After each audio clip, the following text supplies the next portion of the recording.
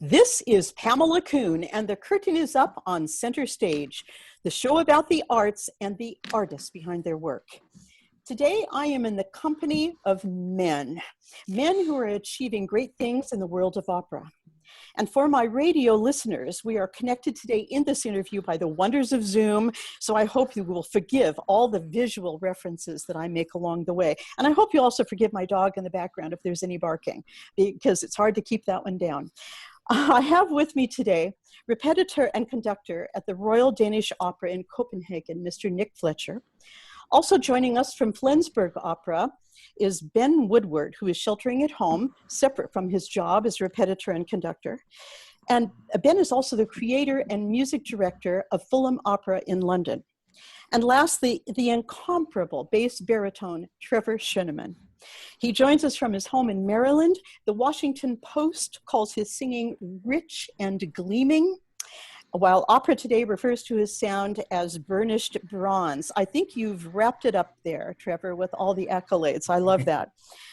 Gentlemen, today I would like to speak about the challenges that we are facing with COVID-19 and the music world. And I know the impact has affected all of us. It has affected all of you in different ways. And one thing I think that might be interesting in this interview is that we're coming from different parts of the world, of course.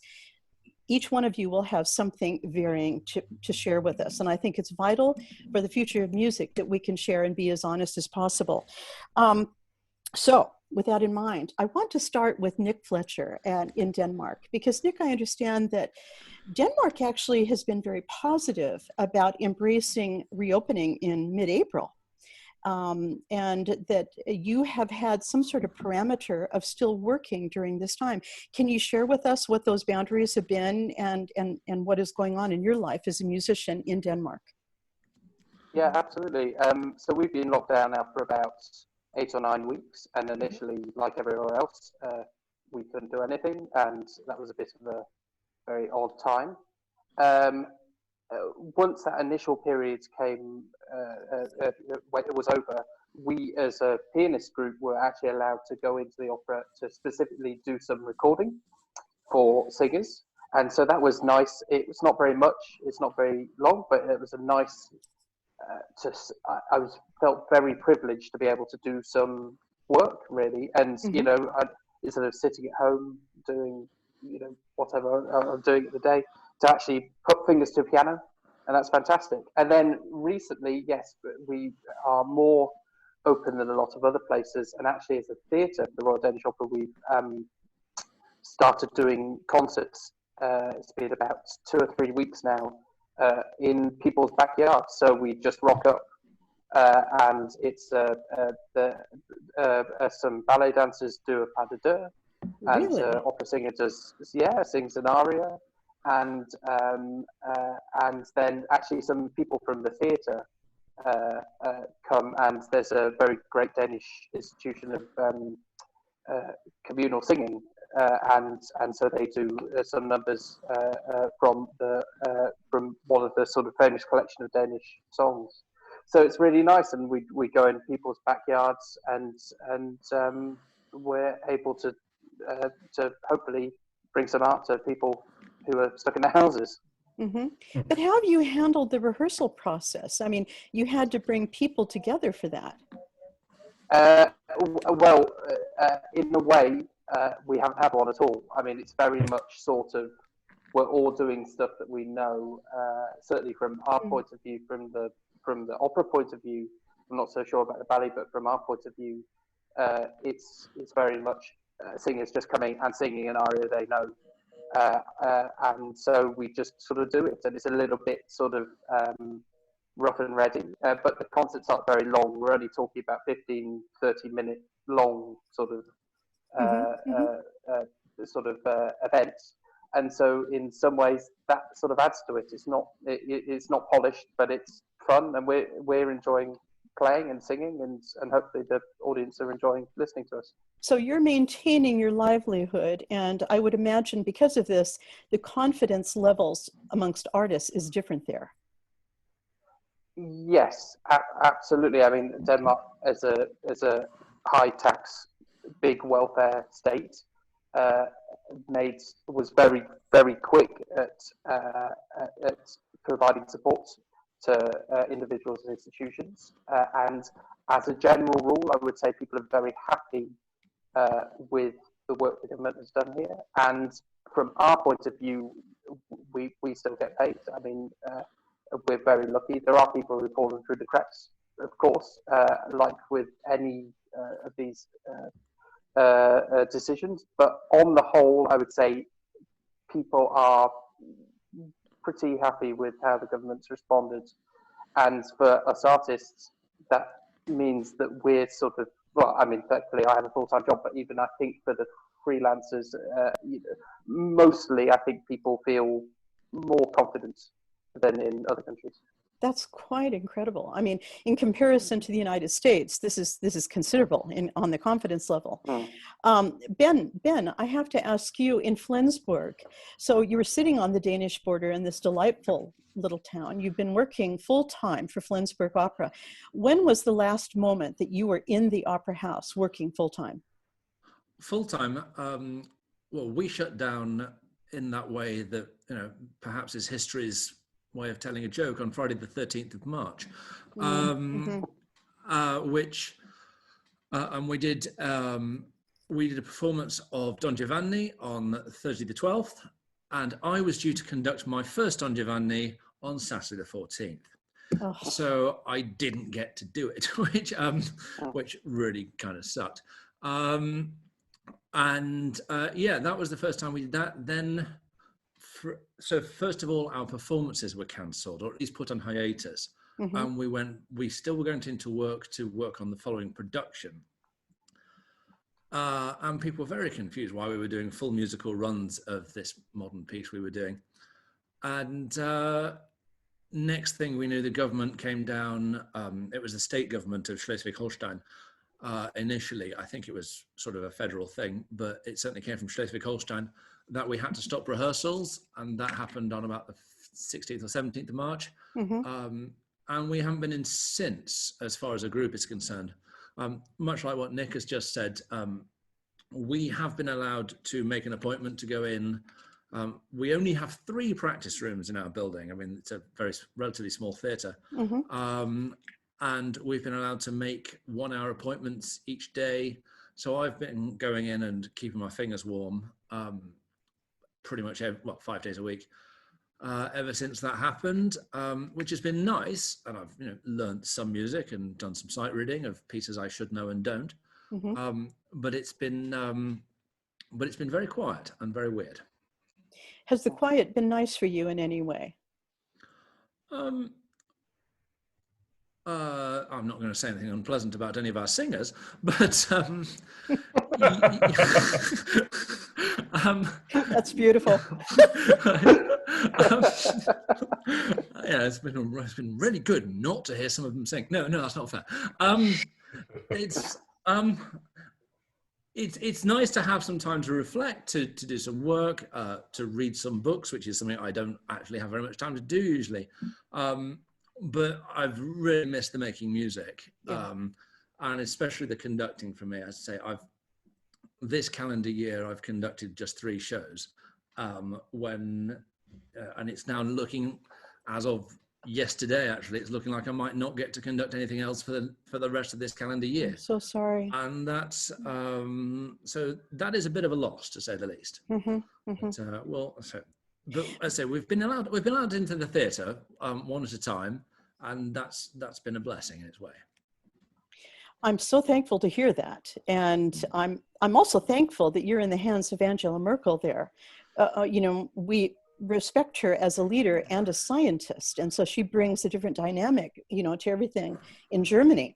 I mean, do you feel safe? Do you feel safer there than you would be in London, for instance? I guess so. I mean, Germany's health system is, I think, it's sort of the middle ground between the American private system and the British NHS, and so it's very well supported. It's very well. There's plenty of capacity if anything goes wrong, and it has in no way been anywhere near overwhelmed. Merkel's been fantastic about it. She's been one of the great world leaders about all this. Yes. The town of Flensburg itself, we're 2 hours north of Hamburg on the Danish border. There is a town website, and we've only had about 39, 40 cases in total of this virus. And with, I think, 2 people have died from it. And it's been very gentle here in that way. And so it feels slightly weird when the whole town was shut down, when we were only seeing these very small numbers. And similarly weird when you're going into a supermarket and everyone's wearing masks, and it just feels like there's a bit of a weird disconnect. Yeah. So you've been very fortunate there in this small, lovely town. You haven't been as impacted as we have been in the United States. I've got to turn this over to Trevor now, because certainly that has not been our scenario here, has it? We are really living in a horrific situation. And not only for musicians, but for everyone right now. And we're facing such uncertainty here. I think that is the worst thing that's happened to us. Trevor, I know that you're on the road all the time. You've had this great career boiling. I've known you since you were at the Young Artist Program at Washington National Opera.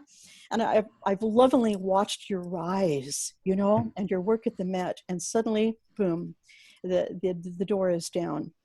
I know, I can imagine how your feelings are right now, but let's look to a little silver lining, because I know you're in Maryland with your family. You adore your son, and now you're spending all this time with your son.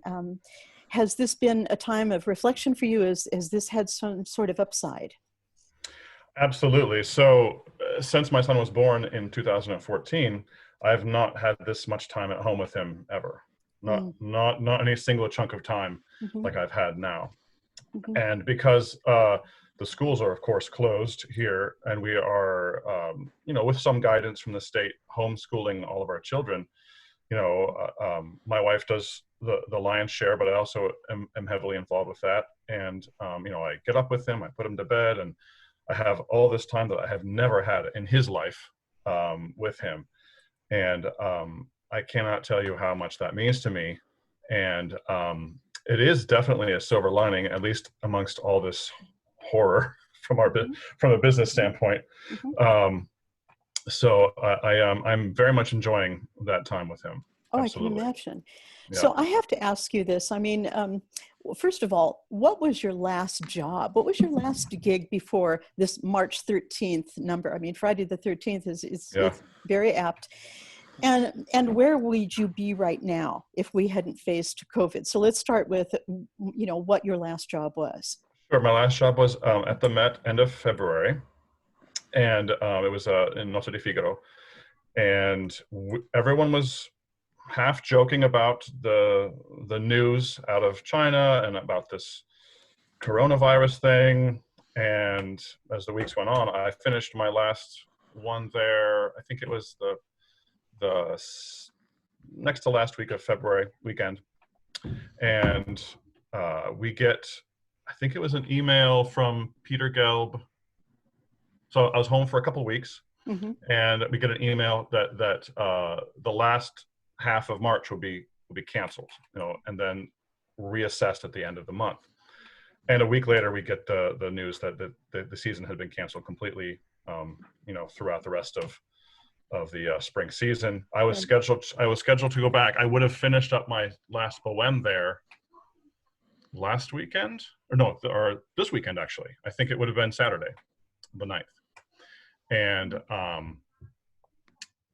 And so that would have been my last gig at the Met if things had gone as planned. Right. I, of course, am in the same boat as most of, I think, pretty much every American opera singer, in that there was this kind of horrific domino of cancellations that came down after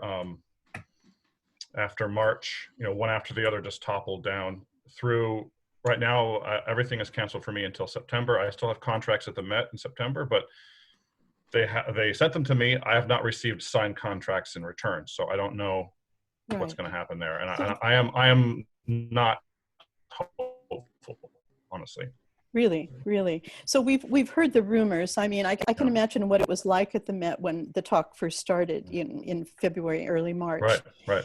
even I, with my angel choir, I dared to have a rehearsal like many people did the first week of March. And when I think back about that now, and what possible jeopardy I could have put people in, oh my God, I almost can't sleep.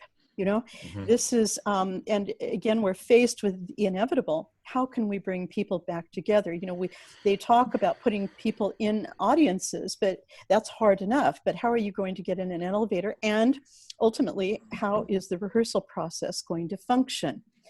I can only imagine that for every American singer, they've played with the idea of maybe looking to a new line of work. I suppose this is an option just out of survival. And I'm sure Nick and Ben, you've thought about the same things. If we could just go around the table here and maybe talk about that. Nick, is there any way or anything that comes into your mind that you might be able to reinvent yourself as a musician, staying within music now? If everything topples at the Royal Opera there? To be honest, I haven't really. I think probably it's a sign of the confidence that we were talking about. I haven't given it much thought. And I know that's not wonderful from an American sort of ear point of view. I suppose yes. I mean, I often think about sort of doing more coaching, for example, but then there's a lot of things like that which actually, as we talked about, the younger people, if they lose their livelihoods and they can't work, then how can we coach people that don't have the money to do it?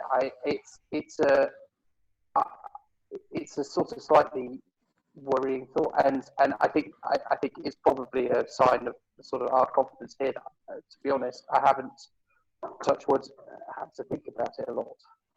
You are in such a fortunate position, and I believe that it is Denmark and Norway that are actually a little more relaxed about what you're enduring, and especially with regard to musicians.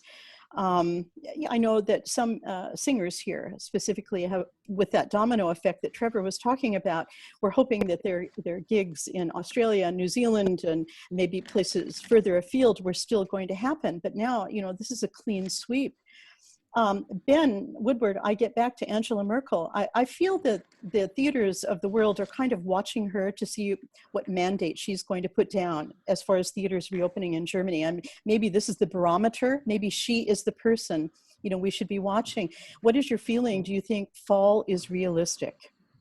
Well, the thing which Angela Merkel has is the most theaters sort of in any given country, which do opera. I mean, there are about 80 theatres in Germany that have full-time ensembles, and people expect to go to the opera. And it is a very recognized thing in Germany. They're very proud of the fact that they have this tradition, that people go to the opera most of the time. Our opera house, for a weekday performance of Don Giovanni is generally full. So she is very aware that this art form and everything is important.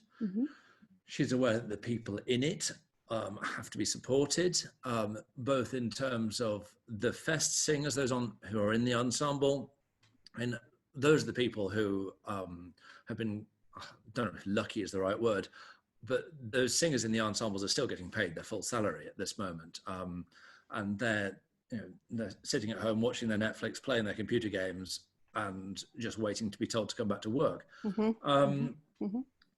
And the same is true of the freelancers, I believe. The freelancers are mainly getting their what they would have had for their gigs paid for some way or another. Impressive.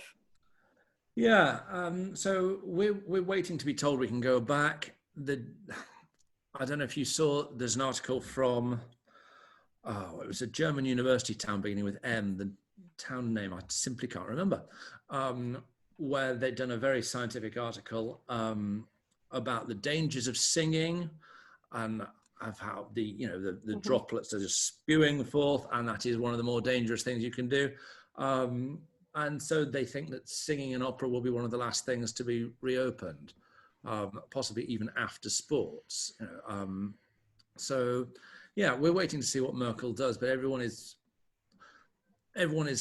certainly on tenterhooks about it. There is a plan for the 2020-21 season to begin, but there's also a certain degree of skepticism whether it will.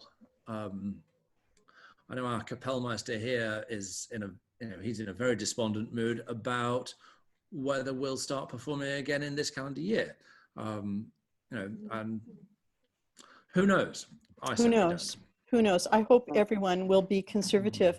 So Nick Fletcher, I'm really quite envious of you as a musician right now. And, as long as you can keep working and doing your art, and I think this is the most critical point, artists are meant to create. And in talking to so many of my own students and artist friends, they have been in a state of grief and loss. It's like they're going through the stages of great loss, And so many of them don't want to go to the piano. They don't want to go to sing. They feel so heavy within themselves that they can't do their art. Now, to me, this is the worst danger of all. And this is when I talk about confidence, because if we lose our creative spirit and we let our voices be silenced, this could be the worst thing that ever happens to the performing arts. And we know we're always sitting on tenterhooks anyway. In America, I know certainly in Germany and Denmark, you have government help, which, as you've described, Ben, is so fantastic. So Nick, you keep making your music there and stay happy and enjoy your downtime. At least you guys are being paid, and that's a beautiful thing. So with that, Trevor, I've got to come back to you because I know you quite well, and I've interviewed you before on my show. And you are a man of many talents. You first wanted to become an airline pilot. Right. And before this interview, I was thinking to myself, wow, is Trevor thinking about maybe going back to flight school and getting that pilot's license to do charter flights? Because private flights, all around the world are something that are being hired. Has it passed through your mind with your need to take care of your family and questions ahead? Has it ever come to your mind to change routes right now? That's a really interesting idea, Pamela. I had thought about the airline career, and that is just as devastated as ours, pretty much now. So maybe that's not. But charter, that's interesting. And private, I had not thought of that. But that would take many hours and many thousands of dollars to achieve the licensing for that. But yes, of course, I've thought about what can I do in the meantime before everything gets going again. Of course, for most performers, the first thought is, teaching, finding a university job or bolstering your private studio. Mm-hmm. But at least right now, most of it's being done online and via Zoom or FaceTime. And I've tried a few of those lessons, and I absolutely detest it with a passion. I cannot do that. So that's not something that I'm prepared to do. But I think one of the things that my friends in Europe there have an advantage of is the state support in a time like this. Mm-hmm. I, of course, looked into the unemployment, and I am eligible for that from my work in New York, but the system is completely destroyed. Like, there are so many of us that should be getting benefits that cannot get through the system, make it work. It is an absolute nightmare trying to bridge the gap between, when we lost our work to when we might have some more. So I wish that there was something in place that functioned. I mean, they were not, of course, ready for, however many millions of applicants at once to come in through the system. Mm-hmm. But that's one of the things that makes this very stressful, is that there's no really intermediate support to even find other lines of work. So it's a difficult time. Luckily, my wife is a school psychologist and works for the county in the state of Maryland, and has a very well-paying, well-benefited job. And we are going to be okay. But it is I'm lucky in that respect. I know many of my colleagues don't have that good fortune. So I feel badly for them in this really tough time. So this is something, I mean, Nick and Ben, albeit aside, you're being looked after financially. artists here in America have done an interesting thing, and they've started artist relief funds. And this is individuals who have done this. This shows the spunk that we have in this country, which you cannot kill, which is a beautiful thing. And I have spoken with, for instance, Kirsten Scott from Bear Opera, and they started their own artist relief fund for anyone who had sung with them, for instance, so artists could pay their rent. And Trevor, for those who can't, and for the high-level singers you're working with all the time, how are they coping? How are your friends coping right now? I think they're having a hard time. Honestly, this is something that's no one could have foreseen, and it happened so abruptly and so violently. I think everyone is scrambling just to find something. Some are doing some online performances. I know some companies, ironically on the smaller side, are actually paying their artists for canceled contracts, even though they don't have to. Brilliant. And I wish that some of the bigger companies would take an example and try to help their artists as well. So there's some support there, thankfully. And I think, they're like me, they're trying every day to get through to the unemployment agencies with very, very little luck. But I think a lot of them are having a very hard time, and I feel for them. So do I. So I'm glad you're okay, Trevor, for the short time. You're not going to be flying those planes yet, or bringing out. If someone wants to pay for my training, I'll do it tomorrow. But it's pretty expensive getting those licenses. Would you really? Yeah, I would. Yeah. Yeah, and still sing on the side. Sure. Yeah, this is something I think if we've had to face any crisis in the world, thinking back to people who faced the world wars, there were a great many artists who had to put that aside for a moment just to be able to find a way to eat and look to their families. This is where we really have to get down and dirty and roll up our sleeves. I want to get back to the online thing. It's interesting, Trevor, that you're so vehemently against it. That's because I've met many of my musician friends. They have a reaction one way or another. It's kind of 50-50. And you're going to stay true to that. You're not going to, I can never say never, but I don't think that I, as a teacher, am effective enough to make it worthwhile someone to pay me to do that for them. Really? I honestly, I don't think at this point. I don't think I am. Maybe there are other teachers that can be effective enough in an online format to merit being paid for that. But I right now I don't feel like I am. I need that in-person, small detail, body language, breath, mouth position, especially the vibrations. Everything. You lose so much through the electronic as far as sound quality.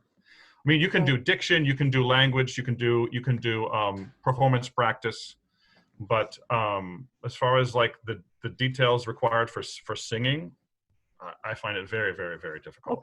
Okay, that's dead honest. I appreciate that. I think you're underestimating your talents as a potential teacher, and I certainly hope you will look to that, sometime soon. Nick, in that way, what have you been doing online, or have you been, and what are your feelings about the presence online? It's interesting because actually that was our first thing when the lockdown happened. I think all of us, state protected or not, sort of had this sort of void of, well, what do we do? And this was something we talked about very early on, as in our wonderful music staff group. And we just came to the same conclusion that the sort of coaching or teaching, coaching, whatever that we've just heard about, it's very difficult. So what we've been doing is instead sort of recording tracks for singers with their notes for things that are coming up next season, and sending that to them. So that's not online in that sense, but I know the singers in our ensemble have also had language lessons and language coaching online, and that has gone down very well. So I think it's not so much that there isn't anything we can do. It's just I think that's sort of the normal interaction that you have in in a lesson or in a coaching is very difficult to replicate. But yeah, so we've been doing bits. I think we're also going to be doing a little bit more other things online, sort of in the coming weeks and months, and we're going to think a bit more about what we could do. And I know also that the theatre has been the Royal Danish Opera, and well, the Royal Danish Theatre. So that's the theatre, the ballet, and the opera has been very good at sort of putting stuff online and trying to engage with the audience that way. So I think there is a role for online stuff in both learning and with audience, with our interaction with the audience as well. It's just thinking through properly what that is. I recently interviewed Stanford Symphony's CEO, and he was talking about that. They were having online parties for the audience. Oh. And literally everyone was invited to have their own champagne and view what they had put together. But then they have a huge presence online now. Now, online is something that's been going on for a while. You know, this isn't just totally new, guys. And I tend to embrace it a little more readily, even though I'm a technical dinosaur. I'm always curious. And I love the fact that it is readily available to everyone. And I do believe that this may be the new normal. I do. I don't have an issue teaching online. It's not ideal. I got over it. But because I want to have that kinship with my students. I mean, definitely. And I want everyone to keep singing on the very bottom line. Ben Woodward, I know that you've done some very creative things online while you've been sheltering in. Can you share your project you did, the Rosenkavalier Trio? Well, we've been trying not to take ourselves too seriously with it. And we've been, my wife is she's one of your students, as you know, Pamela, but your radio listeners might not. So she's a marvelous soprano, and we've been trying not to take ourselves terribly seriously. We did a Rosenkavalier Trio where she dressed up as all three different characters, and I played the piano, and we laid it on top of each other. We tried to make it look like it didn't take as much effort as it did. And I think that might be the key to some of this. We made it look like it was just the app you can get on your iPhone. It's called Acapella. But if you've got an actual professional voice that makes quite a lot of noise, it's just not good enough. So we ended up, so yes, there was actually some fairly professional microphones going on, and my video editor guy in London was brought into play to make it work. I've also been putting together a very silly Ride of the Valkyries in isolation at the moment, and we'll see how well it's working. So far, the other day I was Zooming and screen sharing with my video guy, and we had 8 out of the 9 Valkyries screaming. Some of them had done better jobs with costume than others. It was me conducting, and so far we'd got 2 trumpets and a double bass that we were putting into it as well, and slowly but surely trying to eliminate the piano. Wow! So as I say, it's been, but that is for our own. You know, I think the old quote goes, "Why does a painter paint? Why does a sculptor sculpt?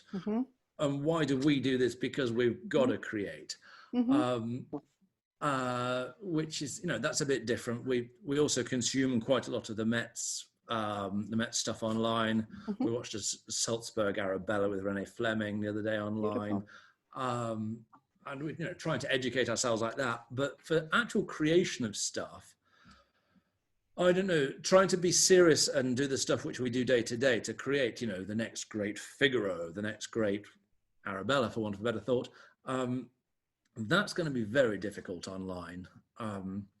I've been involved in the NIOPS, which is a kind of, how would you describe the NIOPS? The kind of middleman to agents. Yeah, they're not quite an agent, but they have all these auditions, don't they? And the guy that runs that has been having big Zoom calls once a week with about 60 or 80 people on them, with opera intendants from across Europe, casting agents from America have been on it, and a host of singers of massively varying degrees in their careers. And they've been talking about this as well. They've been talking about, well, do we create an opera that, you know, essentially looks like what we're looking at now with, you know, the different characters in 4 different boxes? And it's like, yeah, you could, but do you really want to watch that? You want to, you know, if you're going to sit and watch an opera online, then you probably want to watch the Met, or, you know, or the Danish Ring, or whatever else. You probably don't want to sit and watch full boxes singing at you. And so I think that is the problem, which is why, as I say, my wife Kat and I, between this Ride of the Valkyries and indeed the Rosenkavalier Trio, which we did, taking ourselves terribly seriously is not what we've been going for. And you know, and there was, what was that? There was it Jamie Barton in America who put together that marvelous, was it Rheingold or Valkyrie, where they'd done it all with Wotan calling up and FaceTiming Fricka and all the rest of it. And the reason why it got so many hits, and it had quite, I think it had over 100,000 hits or something, was because it was funny. It was great singing, not taking itself too seriously. So as we go forward, I think we've got to be careful, because if we take it off the stage, does the art become very sterile? It's a really good point. That's a really, really good point.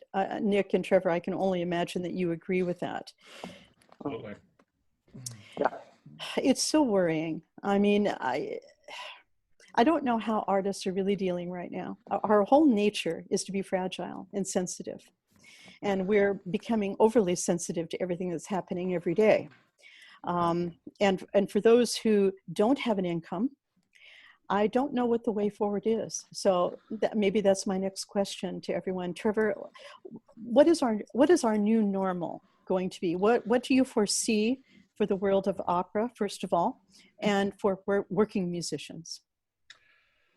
I think it's, I was optimistic at the beginning of all this. I thought, oh, they'll get a handle on this. We'll take care of it. You know, things will, I mean, maybe we'll lose the spring season, but we'll come back stronger in the fall. We'll hit it hard. But the longer this goes, and the more information that comes out about how this virus operates, I'm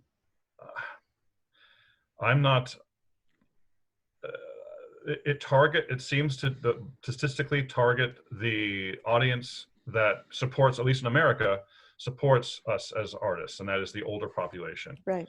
And I don't think that it's A, safe, or B, that population is going to be willing to come out anytime soon until there's a sense, at least overall sense of safety.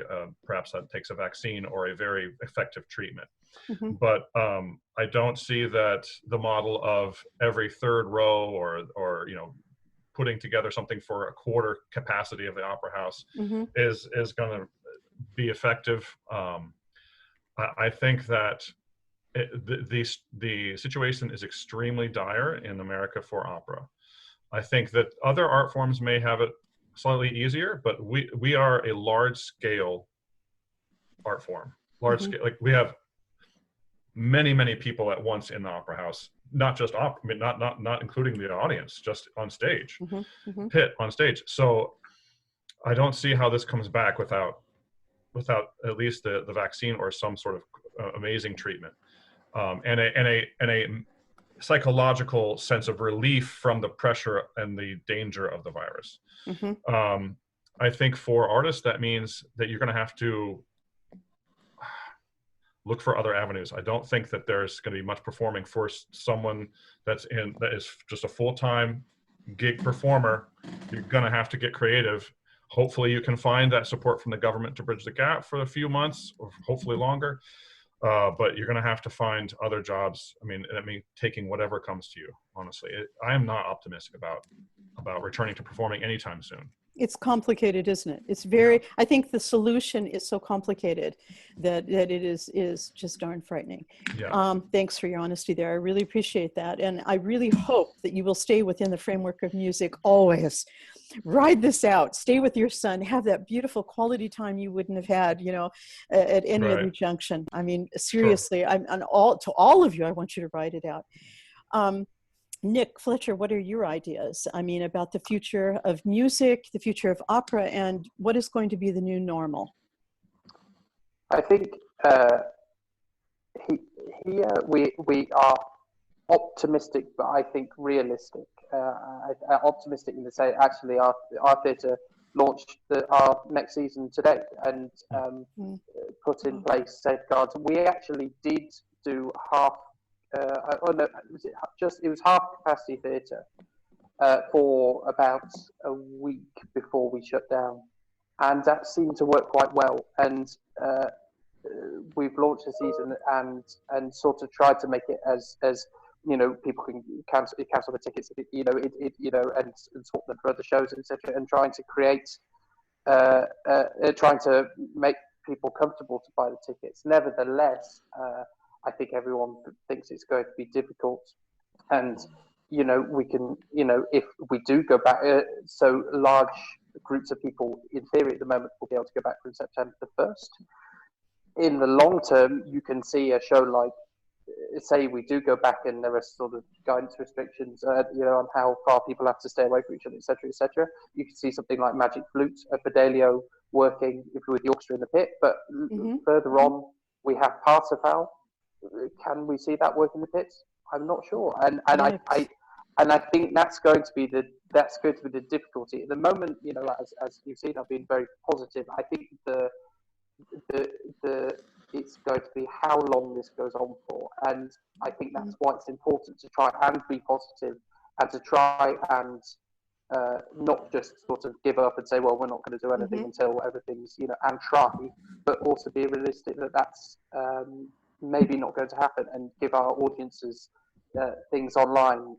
If we still can't play in theatres, maybe we can give them stuff online and actually maybe extend our online content. I don't know. I think it's about sort of not giving up straight away, but being realistic that it may not happen. I mean, as I say, hope gladly we seem to be less hit here, and I think we are positive that we might do something this before the end of this calendar year, but you never know. I think it's fortunate that in the situation in a lot of European houses that you have the government support for the arts, for that house, to be able to do those experiments. Here, there's just no room for that. There's no safety zone, for companies to experiment with small audiences, that kind of thing. It's just we don't have that luxury. Yeah, and that's because of the litigious culture in America. Absolutely, absolutely. Yeah. Absolutely. That's absolutely right. And here we are again, you and I, Trevor, we're on this side of the Atlantic, and we sound screwed in so many ways. It's just so sad. Nick, it's interesting. I don't know a whole lot of what's going on in Denmark, like on the streets. I mean, has the temperature of the people been fairly positive through this whole thing? I'm sure they've been terrified, but here it's quite volatile in America right now in every possible way. And we absolutely do not have any strong leadership to really bring us together. Have you had that do you feel that you've had that cohesiveness during this time? Yes, I mean, I think it at the beginning, of course, I think like everywhere else, it felt, those first 2, 3, 4 weeks felt quite volatile, and I think that that's only natural. I think what happened here with our Prime Minister Mette Frederiksen, they act, and the rest of the Parliament as well. I mean, we have something like I can't remember. We have 13 political parties overall, and I think something like 10 or 11 of them are in Parliament. And actually, you just see these great pictures of them, or they all go off and camp out and hash an agreement out, and then there you go. I think so. Actually now it, to be honest, it feels relatively normal here. I mean, we don't really wear masks. Of course, we still keep the distance, and we're not going out partying every night. But if I go out on the street now, it doesn't feel that dissimilar to how it did before all of this. And indeed, actually, bars and restaurants, albeit with some limitations, are going to open next week. So there is a way forward, and that Wow. all of this will sort of, there is a way forward. But I think the thing is, there is still, having said that, I think everyone has that uncertainty.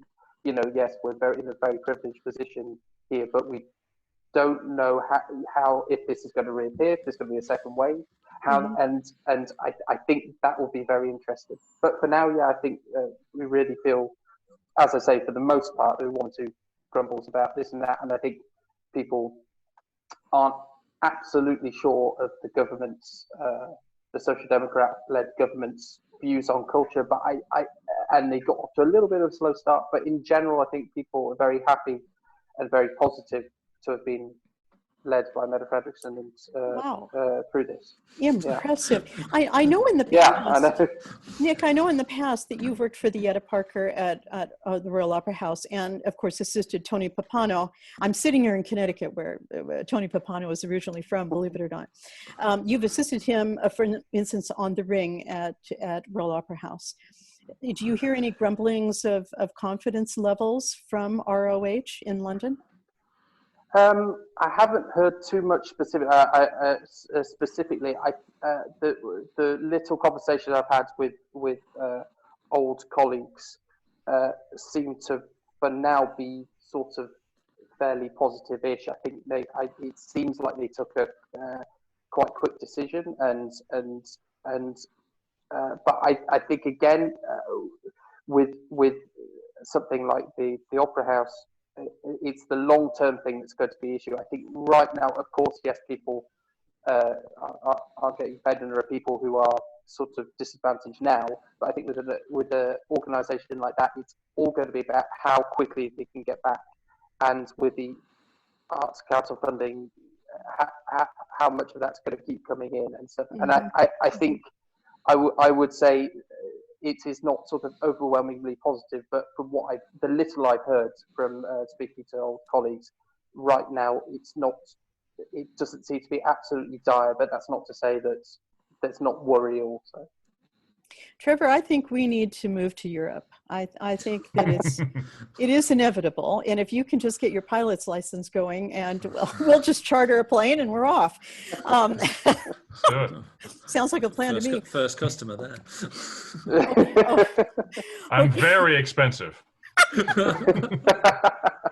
You other two guys don't realize that you're actually talking to a very practiced marksman as well, with a gun. I mean, I'm not touting the NRA here, Trevor, but Trevor Cinnamon is a man of seriously many talents. And believe me, when I did my interview with him initially on center stage, we didn't have enough time for this man. He's really very interesting. So there's your next career, Jason Bourne. Yeah. Hey, don't joke too much. Opera is a really great cover for a spy, right? Yeah. In fact, Trevor, you could probably dash out a pretty good book right now. Wait, did I just blow my cover? Oh no. Yeah, you did. They're coming for me. Ben Woodward, what's going to be our new normal as you foresee it? Well, I've no idea. Germany will return to normal, I think. As soon as it can, it will. I mean, it's because it's been relatively, it's dealt with this very well. And as Merkel pointed out quite near the beginning, they've had to deal with worse in their history. Much though the kind of that speech she gave was actually mistranslated in the titles, which is why so many English-speaking people were angry with what she said, because it was mistranslated on the anyway. Interesting. I think Germany will return to normal as quickly as it can. And it's great to hear that Copenhagen's having its restaurants open next week. We're not quite there yet. Most of our shops are open. The gym is supposed to open next week, which is going to be interesting. That's been on a state-by-state issue. And my friend who I go to the gym with, he's just shared a video from German TV. Cologne opened its gyms last week, and it's very much a 24-hour gym culture is what they do. and there was a line all the way around the block to get in at 1 minute past midnight. Wow. To get in the gym, and people, some of the machines were cordoned off, but that was what they were doing. Amazing. So I think Germany will go back to normal. The UK is more difficult. We haven't really mentioned my Fulham Opera project, which is kind of a fringe opera company that does very, very big pieces on a very small budget. We did Meistersinger last year, and on about £100,000, which is absurd because you'd usually spend about 100 times that on a Meistersinger. And to great critical acclaim, I might add, this Meistersinger. I was there for every performance. It was absolutely stunning. Well, that's quite an investment of time on your part, and I thank you for it. I think that London, Nick's been talking about his former colleagues from the Opera House. I've just had something cancelled today for July with in London with and I said, well, should we put it back to September or October? And they said, no, we can't really think about starting anything up with audience and instruments until December. So that's a problem. Which is one of the interesting things that's been going on in the UK. Is the Arts Council, which is the kind of lottery-funded thing. They've killed off all of their project-based funding in favor of doing a coronavirus relief fund, both for individual artists and for organizations. So a lot of these small opera companies, small theatre companies have applied to this, and Fulham Opera has just applied for, I was basically the first one to write this grant application. And sure enough, the Arts Council have sent me £15,000, which is great. I'm Bravo. Very happy to have your money. But the thing is, as daft as it sounds, how do we spend it? We can't spend it at the moment. We can't put on any productions. We can't do anything with that money. And so it just goes from one bank account to another. And I can't just give it out to any singers or instrumentalists. So it's great that they've done that for us, but it just raises almost as many questions as it answers right now. Because to answer your question, I think the new normal will be the old normal. The question is just when that's going to happen. When people are going to have the confidence to come back. I suspect the artists will come back quicker than the audiences, and that's going to be the problem. So as long as all of you artists right now can really stay in solidarity, that makes me feel a lot happier. And to Ben, good luck with Fulham. I know you have Egyptian Helen coming up, and that ain't no small project. But once again, you will bring it off with your usual aplomb and creativity. And Nick, it sounds to me like you're doing just great where you are. And if we could all get to Denmark, we'd come and join you in a little music making. But I'm not getting on a plane for a while. And I know I'm definitely not going to go to a gym for a while. Maybe like a healthy year of my life. Well, the first thing I did when the coronavirus started, after we locked down, I bought an exercise bike. The best investment I've made in a lot of years. And Trevor, we're going to wait for your beautiful voice, because to be without your singing on this earth would be a crime, a total crime, especially the trajectory you've been on in your career, which is mighty. But I'm loving it that you have time with your family. And I know how much your son means to you. Trevor and I also share a love of myth and wonderful films and wonderful film music. So I'm sure we're spending a lot of time watching Lord of the Rings and other great epic features. To end today on a real up note, I just want to go around and hear what everybody's watching, because I know we're all binge watching fabulous Netflix things and movies, and I've gone back into a whole cavalcade of classic films and had the best time. Trevor, what have you been watching? I've been not in the mood for things that are too dramatic. I think we're living a pretty dramatic life right now. So I've been kind of enjoying the silly comedies on Netflix, one of them being The Toast of London. I don't know if my British folks have heard that. Writing that down now, I haven't heard that. Oh, it's Matt Berry. I don't know if you know this actor. He is hilarious. I think you will enjoy it very much. It's about like a silly actor on the West End and his like you'll enjoy it. Don't trust me. So that's kind of what I've been binge watching. I haven't had that much time to watch TV because we've been doing a lot of family stuff. But in the evenings, that's what I'm checking out. That's fantastic. I've written that down too. We've got to tune into that. You won't regret it. I promise. Especially someone in the arts, because you appreciate the nuances of. Yeah. Oh my God, that's fantastic. Thanks, Nick. What have you been up to, or do you watch? Are you one of these people who are going to tell me you don't watch television? Please don't do that. No, I do. Don't worry. Actually, it's been quite good because even before the lockdown started, I realised that my wife had never seen The West Wing, and so I thought, well, we need to get on this. So actually, we've been watching The West Wing, and so this has been a wonderful time to. Yes, Ben's got it right. And so it's been a wonderful time to watch that sort of more positive take on politics. We've also been with some politics. And we've also been watching, we've got with a group of friends, we've been watching films every Tuesday. We've got one tonight, in fact. And so we've been watching some nice films as well. So yeah, we're watching quite a lot. What are you watching tonight, Nick? Actually, I'm not sure. I don't think we've entirely decided. We were talking about Pulp Fiction, but I'm not sure if... not sure if we've decided on that yet. Good choice. Okay, fabulous. Ben Woodward, what are you watching? Well, outside of the Met Opera broadcasts. Outside of the opera broadcasts, educating ourselves. We just finished 2 nights ago a rerun of all of the Star Wars movies in order.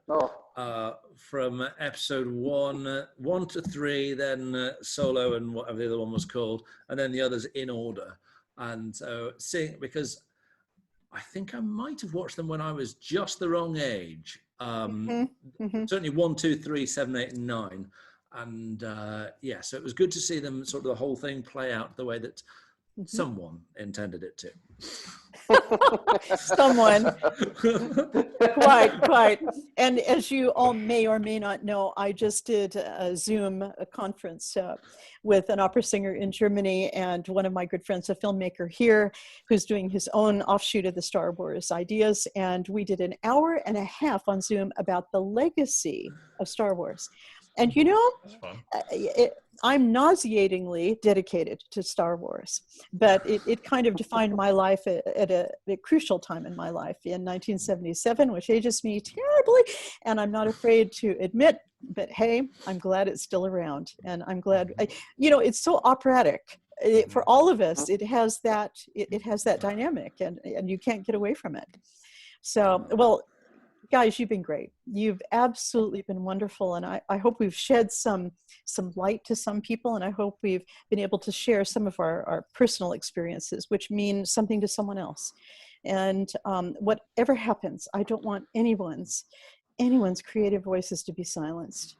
Please, we've got to do everything we can to stay on top. And we have to encourage young people now to keep making music in any way that they can, for fear that this will be lost in the future. And I know we'll all do that, and we'll be responsible. And the interesting thing is, you are all the young ones. I mean, you're right at the start of your careers. You're all doing fabulous, and we want that to continue.